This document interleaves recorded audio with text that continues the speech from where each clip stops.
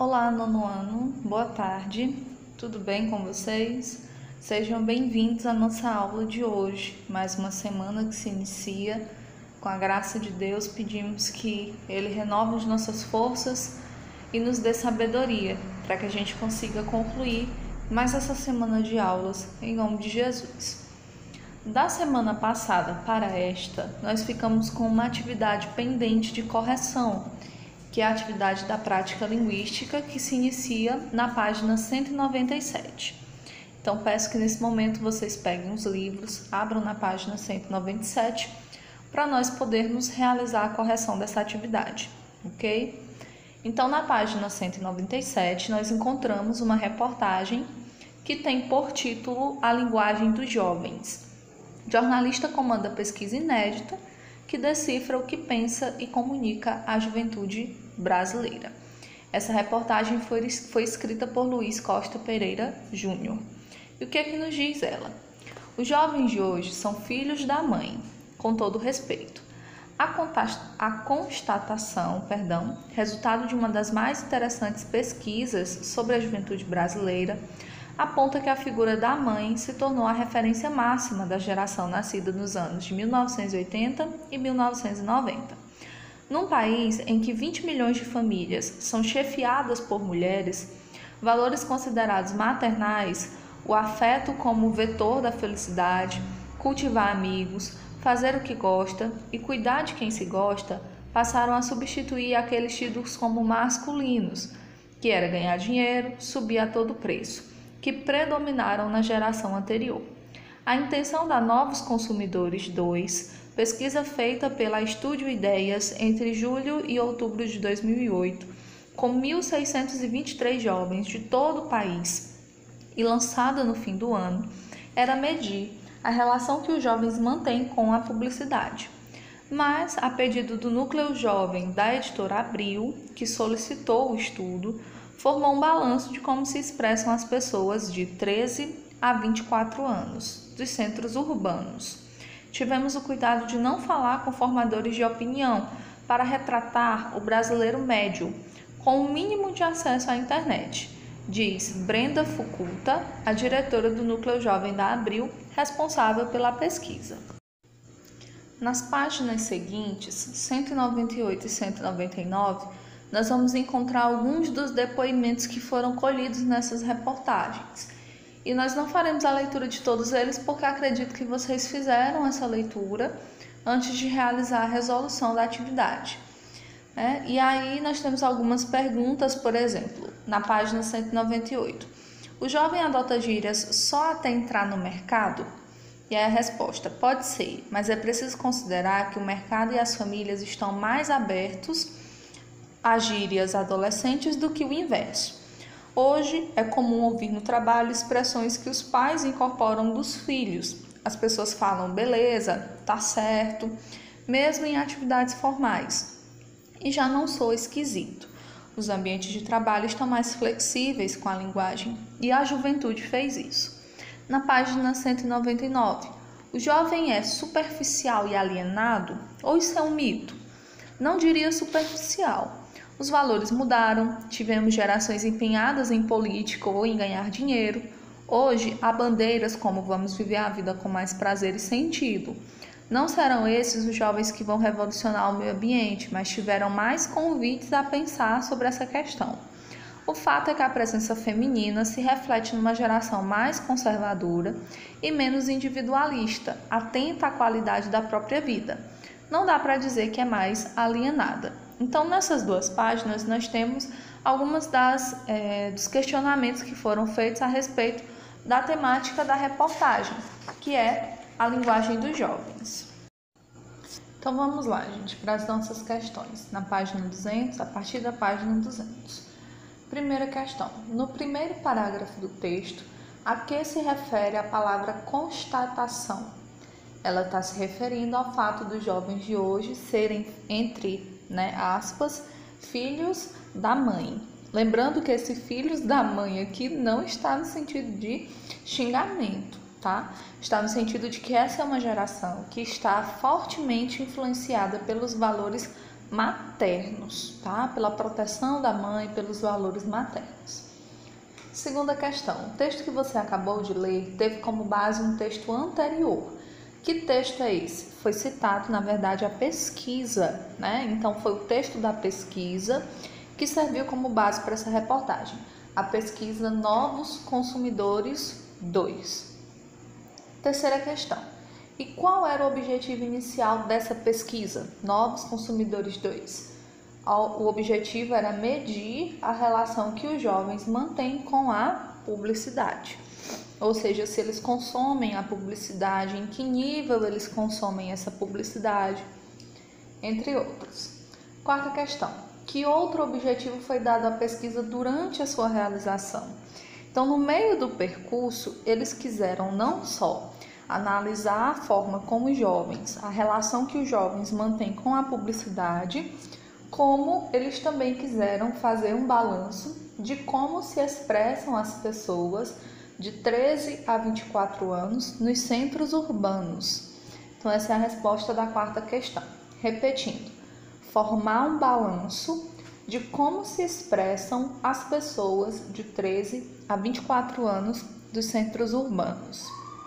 Quinta questão. Para participar da pesquisa, os jovens tinham de viver em qualquer cidade, não poderia, porque se fosse zona rural não estaria incluso no objeto da pesquisa, acessar a internet diariamente, pertencer à classe média alta, que não é o caso, ser rico para poder acessar a internet durante a pesquisa, ou letra E, viver nos centros urbanos e ter um mínimo de acesso à internet. Prestem atenção que o fato deles terem reunido os jovens para a pesquisa não significa que todos os jovens tinham um determinado acesso ou um acesso ilimitado à internet. Eles reuniam pessoas que tinham acesso à internet. Então, se você, por exemplo, tivesse o celular, mas não tivesse os dados móveis para acessar em qualquer momento, mas tivesse uma rede Wi-Fi que você pudesse se conectar, já seria participante da pesquisa. Só para vocês entenderem que eles reuniram o máximo de pessoas possíveis que não eram necessariamente ricas e que não tinham acesso contínuo, duradouro à internet. Sexta questão. No primeiro parágrafo, o autor identifica os jovens de hoje como filhos da mãe. E aí esse termo está em negrito. No contexto, essa expressão quer dizer o quê? Então vamos lá. Fora de contexto, nós sabemos que essa expressão tem um cunho pejorativo, negativo, que as pessoas usam como xingamento umas com as outras. Mas dentro do contexto aqui da reportagem, essa expressão ganhou outro sentido, que é o que está na alternativa C. Os jovens da atualidade que vivem sob forte influência da mãe. Por uma série de fatores, a geração de 80 e de 90, isso foi apontado na reportagem, viveu constantemente sob a influência da mãe. Ou porque as mães eram solteiras, tiveram seus filhos e cuidaram os seus filhos sem a presença paterna, ou pelo fato da mulher ter ganhado uma posição de maior destaque na sociedade, começou a ter uma dupla ou tripla jornada de trabalho para poder conciliar sua vida profissional com os afazeres de casa, cuidado com os filhos. Então a figura materna ganhou um grande destaque, sem dúvida nenhuma, e isso influenciou a relação das pessoas umas com as outras. A criação voltada para a figura materna traz uma certa afetividade, traz uma certa empatia para as pessoas, baseia-se mais na relação de afeto uns com os outros. O contrário de uma criação baseada na figura paterna, que, como vocês viram dentro da reportagem, está voltada para o lucro, para crescer, ter uma vida profissional, crescer às vezes a todo custo, que não é um valor tão positivo para ser agregado. Sétima questão. Analise o período a seguir que foi retirado do segundo parágrafo. Diz o seguinte: mas, a pedido do Núcleo Jovem da Editora Abril, que solicitou o estudo, formou um balanço de como se expressam as pessoas de 13 a 24 anos dos centros urbanos. E aí nós temos destacado a expressão se expressam. Então, página 201. Qual é o sujeito desse verbo destacado? Gente, quem são essas pessoas que se expressam? são as pessoas de 13 a 24 anos dos centros urbanos. Então, repetindo, o sujeito, as pessoas de 13 a 24 anos dos centros urbanos. Oitava questão. No segundo parágrafo do texto, por que o verbo manter se flexionou com acento circunflexo e não agudo? Lembra da regrinha? Se o sujeito estiver no plural, que é o caso aqui dessa situação, o verbo manter vai se flexionar, vai utilizar o acento circunflexo. Então, essa é a resposta, porque ele está flexionado no plural para concordar com o sujeito, os jovens. Se o verbo estivesse flexionado no singular, ele estaria com acento agudo. Mas, como está no plural, para concordar com sujeitos jovens, ele passou com acento circunflexo. Nona questão. Indique o período em que não foram respeitadas as regras que nós observamos de concordância, verbal. Então, o período que não está em concordância é o período correspondente à letra E. Os jovens, hoje em dia, têm menos preocupações com dinheiro. E aqui para vocês uma dica em relação ao uso da expressão menos, que ela é uma palavra invariável, ou seja, ela não vai mudar, tá? Em todas as conjugações, em todos os momentos que vocês visualizarem a palavra, ela estará assim, menos, não existe menos, ok? 10ª questão. Assinale a alternativa correta quanto às normas de concordância da língua culta. A alternativa correta é a letra D. Sob a influência materna, a maioria dos jovens aprenderam a valorizar o coletivo. Nós temos aqui aquela regrinha lá na página 195. Quando o sujeito é composto pela expressão a maioria de, a maior parte de, seguido do nome no plural. O verbo pode ficar tanto no singular como no plural. Então, aqui o verbo foi para o plural, ok? 11ª questão. Assinale a opção em que a lacuna pode ser preenchida por qualquer uma das duas formas indicadas entre parênteses. A alternativa correta é a letra C. Uma porção de sabiás cantava na laranjeira, ou então uma porção de sabiás cantavam na laranjeira, porque aqui nós temos a expressão uma porção de, que vai seguir a mesma regra de a maioria de. Essas expressões, quando estiverem presentes no enunciado, o verbo pode ficar tanto no singular como no plural. Página 202. 12ª questão. Preencha as lacunas com os verbos do quadro e observe o sentido. Então, letra A. João, a mulher e os filhos foram para o interior, certo? Verbo no plural concordando com esse sujeito composto. Letra B. Eu e minha mulher chegamos ontem de Paquetá. Mesma coisa. Sujeito composto. Eu e minha mulher. Nós. Então, verbo no plural. Chegamos. Letra C. Eu e Paula viajaremos para Fernando de Noronha. Mesma regra anterior. Letra D. Cada uma das clientes escolheu um modelo novo de vestido. Aqui é a expressão cada um de, que pode ser singular ou plural. Aqui ficou no singular. Letra E. Lairane, acho que seja assim, gente. Lairane, João e Franci compraram uma casa nova. Sujeito composto, então o verbo pro plural. Letra F. Cada um dos alunos votou no representante. Expressão cada um de. Então, o verbo ficou no singular. Letra G. Meus irmãos, meu pai e eu, ou seja, nós, votamos no mesmo candidato. Mesma regra lá das primeiras alternativas. Sujeito composto, verbo vai para o plural.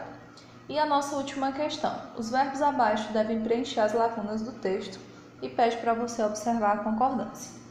Por que a voz dos adolescentes muda?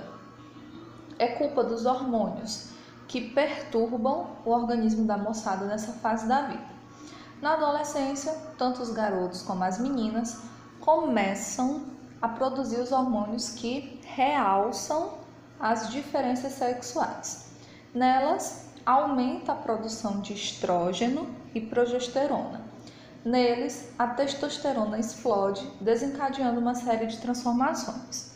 Uma das mudanças é o crescimento da cartilagem da laringe, onde se localizam os músculos vocais que compõem a prega vocal, e a vibração dessa prega durante a passagem do ar que sai dos pulmões que produz a nossa voz. Com o crescimento da laringe, os músculos vocais se esticam e aumentam de tamanho. Com isso, a estrutura vocal muda e a voz fica mais grave. Como o crescimento da cartilagem da laringe é muito maior no corpo masculino, só os garotos ganham nessa fase o famoso pomo de Adão ou gogó. Antes da adolescência, as crianças de ambos os sexos têm o mesmo tamanho de laringe, o que torna as vozes parecidas entre 250 e 270 Hz, que é a unidade que verifica a frequência das ondas sonoras. Na fase das mudanças, a frequência da voz dos meninos e das meninas cai, tornando o som mais grave, ou seja, a voz mais grossa. Nas garotas, porém, como o estrógeno e a progesterona não fazem tanto efeito na laringe, a alteração na frequência é menor. O engraçado é que na velhice, a voz dos homens e das mulheres se aproximam novamente, pois há uma redução na produção de hormônios tanto masculinos como femininos. É por isso que às vezes não conseguimos distinguir no telefone se estamos falando com um homem ou uma mulher de mais idade. Ok, gente, concluímos aqui a nossa correção. Espero que vocês tenham compreendido as questões relacionadas à concordância. Boas aulas, bons estudos e até a nossa próxima aula.